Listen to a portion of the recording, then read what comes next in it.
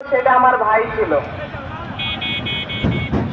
আমার ভাইয়ের মতো আরো প্রায় 2000 মায়ের সন্তান তাদের জীবন দিয়ে, প্রায় 25,000 মায়ের সন্তান তাদের অঙ্গ দিয়ে, রক্ত দিয়ে এই দেশটাকে স্বাধীন করেছে।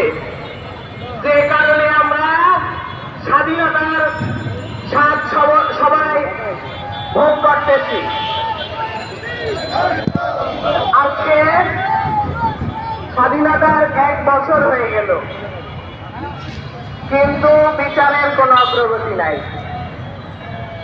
1 বছর হয়ে গেছে, একটা বিচারও আনুষ্ঠানিকভাবে একটা মামলারও বিচার শুরু হয় নাই।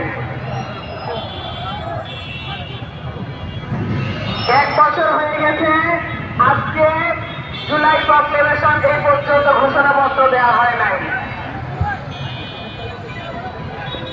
আমি জানি না